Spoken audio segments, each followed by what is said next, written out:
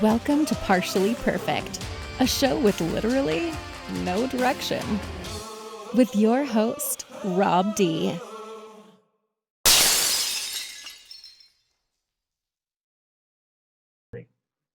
All right, everyone. Welcome to Rob D, the Partially Perfect Show. Today I've got Adam Pohl, the Director of Broadcasting for the Bowie Bay Sox. And Adam, if I get this wrong, correct me. Also the announcer for the men's and women's basketball team for Mount St. Mary's, right? That is correct. Thank you for having me, Rob. Thanks for being on my little fledgling show here. I'm excited to have you on. We're going to have a good time.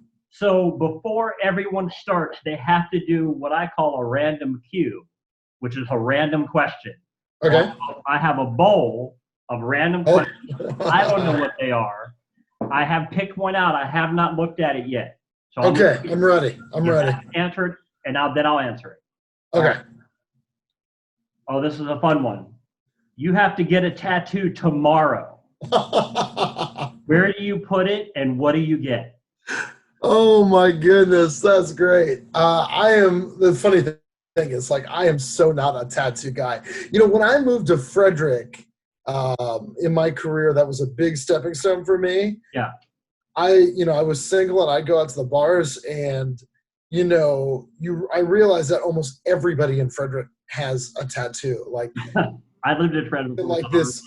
Yeah, to an innocent girl, and then you'd realize that she had a full sleeve on her right arm, So I don't know. I think, now this is lame, but I think I'd get something that was in a place where not many people could see it. So maybe I'll say just the wife. Yeah, maybe I'd get my dad's initials or my something about my daughter on an ankle. I don't know. That's not lame at all. That's not lame okay. at all. So but I'm not gonna do it. I'm staying clean. Yeah. I've got a couple. Much hair, anyways. Yeah, I've got a few. What would I get? I want to actually get more on my arm. I don't know why. The older I get, I don't care anymore. So I'll love it. Get stuff on my arm. I love it. I know you also worked for the Frederick Keys, right, for a while? Oh, yeah, from 2007 to 2013. Oh, so you were there a bit. Now, did you go to school for broadcasting? Tell me a little bit about how you got into doing what you're doing. I don't know any of that story. Yeah, it's pretty crazy. I mean, I came from a musical family, and I love sports growing up. I would call games as a 15-year-old in my living room, into a table, things like that. It's amazing, even in my time in the industry, how much more developed the industry is at a collegiate level. But, when I was going to college in the late 90s, early 2000s, everybody thought that if you were a broadcast journalism major, for the most part, at most universities, it just meant I'm going to be a local news host. You're right on the local news. It's not really what I wanted to do. Did you want to call games? I wanted to be a play-by-play broadcaster. Yeah. So, for me, I ended up going to UNC on a music scholarship. So, that's right. You did say that last time. I was a music major, and it's kind of weird because I had to keep my major to keep my scholarship, and I kind of knew going through college that I knew I wasn't going to be a player for a living, and I kind of made a decision that I want to be a high school band director. So for me, you might say, well, that's kind of a waste, but it really wasn't. I mean, my best friends in the world are still people I went to college with in music at Carolina.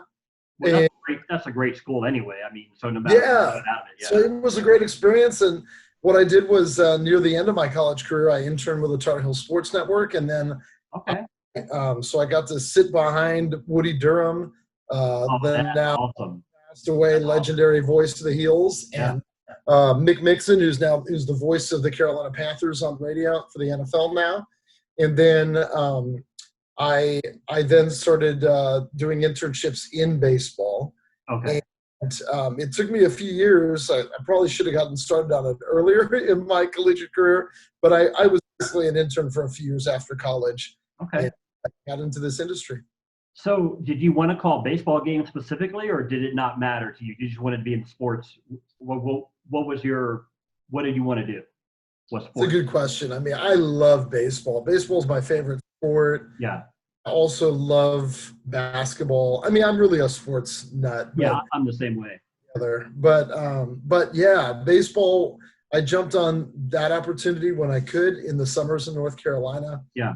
But I've called quite a bit of things, but really baseball and basketball are the main things I call. Okay. But getting into it, the major focus was to be a play-by-play voice. Yeah. I've actually tried to do it, and I'm horrific at it. It's just it's definitely a skill. I think more so for baseball than anything, especially if you've got a couple men on and it's getting close to the end of the game, you've got to be on top of it. Yeah, it's funny because I got my book. I didn't Oh no, did I lose you? mean to do this, but No. games a year, Yeah. and Shoot. in basketball here. So in baseball, you would think that you wouldn't have to prepare as much because of the fact that you're doing more games, but it's really the opposite. I mean, Yeah. such an up and down game. You've got notes, but a lot of times you're just kind of using those notes mostly in the pregame when they're introducing the players or when guys are shooting free throws. Yeah. Ball, there's a lot of dead time, and here's like one of my, like. Oh wow, that's pretty awesome. So these are my notes for one of our games last year, and all in all, that's what you do. You've got to interweave these stories, but still be ready for the game to come alive when that ball's put in play. Yeah, I bet. So I heard you last week on 105.7 The Fan. That was a great appearance. I don't want you to get into that much detail because you guys really talked about it. So what's the current kind of high level state of minor league ball right now? Well, I mean, I guess there's two ways to look at it, and what everybody's talking about is the short term, and I'm personally a long-term thinker. Yeah. The short term is disastrous, right? I mean, absolutely. We're more than likely looking at not having a season in 2020, and it's going to set the industry back financially for multiple years. There's a lot of jobs that are going to be lost in our industry that probably will not come back as full-time jobs for years. Yeah. I mean, I'm just guessing here, but my guess is the amount of people that worked full-time in minor league baseball across all 162 teams. I mean, it might take 5 to 7, 10 years to get that amount of jobs back. Yeah, that's tough. Like there's going to be an elimination, Rob, of about 42 minor league teams. But those aren't because teams are going out of business like a regular business would. Right. It is Major League Baseball trying to shrink the amount of teams. I could go on and on about why that's happening. But they don't want to spend as much money. I mean, I get it from a yeah. So the long-term future, though, if you look 3 or 4 years down the road, minor league baseball is going to be here and it's going to be doing great. Yeah. And that is, I think, an important thing to say. There are communities, like a Johnson City, Tennessee, and a Montana, that have had teams for a long time that probably aren't anymore. But the entity of minor league baseball as a 120 team unit is going to be there. Yeah, that's tough for all of your peers, and I'm sure you know quite a few people in the industry. So your team feeds the Orioles. Correct. You're obviously an Orioles fan. I know you're a local fan, but here's the question, and I know you work for an Oriole affiliate, but are you a Nationals fan as well? I mean, I kind of feel bad. I'm more of a DC kid. I'm from. I know. That's why I asked. And my favorite teacher in high school, Bob O'Donnell, Mr. O'Donnell, who so sadly passed away a few years ago to cancer. He was a writer for the Washington Times, and he used to always give it to me. Really? An Oriole fan. He's like, you are a Washingtonian. How are you an Orioles fan, rooting for Baltimore, But the reality is I am that age. I was born in 1979. Yeah. The Senators moved away in 1972, I believe. Maybe something like that, yeah. So there was no Washington baseball team until after I got out of college in 2005. And that was my first year as a full-time employee, in minor league baseball. So, um, look, I'll put it this way. I'm not a Nationals fan, but I'm not a Nationals hater either. Right. Obviously, it was so exciting. My family have really taken the Nats on. Especially after last year. I mean, come on. Exactly. Yeah. But my sister years ago my mom watches and listens to every Nats game. Yeah. So, there is some contentiousness between the Orioles and the Nats, and I don't feel that. So I was big time rooting for the Nats to win the World Series last year. Yeah. I mean, I grew up, I'm a little bit older than you, but I grew up going to Memorial Stadium, and then when they built the new Camden Yards, that's kind of what the baseball I grew up on. But No doubt about it. I am a DC fan, and I've loved the Nationals. I love the stadium. I love watching the team play. So I've kind of moved away from the Orioles, and I know they're kind of that's where your heart is because that's who you kind of work for. So. Yeah. Well, the funny thing for me though is that as a fan, is that here it is. Our area has a world champion in baseball, and I know the Ravens didn't win the Super Bowl, but they were the best team in football last year. And those are the only two teams I don't root for. Like here I am, I'm rooting for the Orioles and the Redskins, and the Orioles and Redskins are trying to build themselves up right now. But we're going to talk about them here shortly. So the MLB draft is tomorrow and the day after, right? Correct. Yeah. Is that something that you watch? Like, do you keep track of that, or like what? How do you? Yeah, it's interesting. I'm going to turn this a little bit of a different way. So, the Major League Baseball draft is different than basketball and football in that you can take high school players. Right. So, in the 2017 and 2018 drafts, Orioles picked in the top 20 of those drafts, and each of those drafts they took a high school pitcher. So obviously, when you draft an 18-year-old, it's different than later. Now, in the NBA, you can come out after 1 year, but in baseball, you go to the D1 route, you got to be there for 3 years. Yeah. So the Orioles drafted the first overall pick last year. They took a catcher named Adley Rutschman, superstar collegiate baseball player, but he's older than their 2017 and 2018 picks.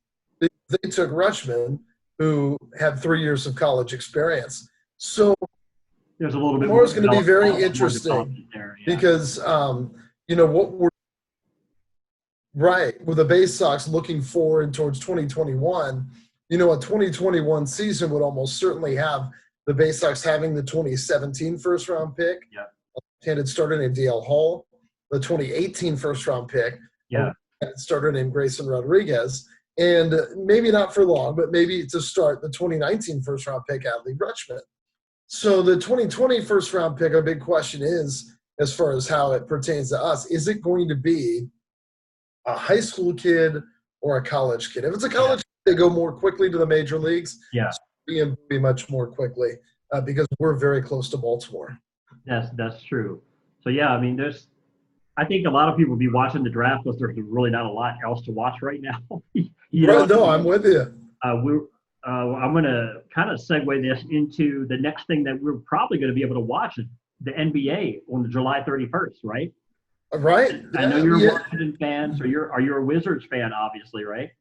That's right. I am. I mean, the Wizards are actually going to be in this thing. I mean, barely, but yeah, it doesn't look like much is going to happen from that. But I think the NBA and the NHL are probably going to be starting almost simultaneously. Yeah. But I really do believe, I know that we don't have an agreement yet. I think Major League Baseball is going to agree to something, and I do think they'll be the first of the major sports. I think that you're looking at a mid-July start for baseball in kind of a 2.5 month season. Right. So you'll be looking mid for baseball, late July, start of August for hockey, and then basketball maybe in that range too. Yeah, the only hard date I know of the NBA is on the July 31st. That's the only hard date that I've heard. Let me tell you one thing, though, that really I think is intriguing about the sports landscape is that, when hockey and basketball started creating when their seasons were, baseball was king. And, of course, I'm a baseball guy, but there's no doubt that the NFL is king right now. Oh, absolutely. So, and you can play, especially basketball, in the summer.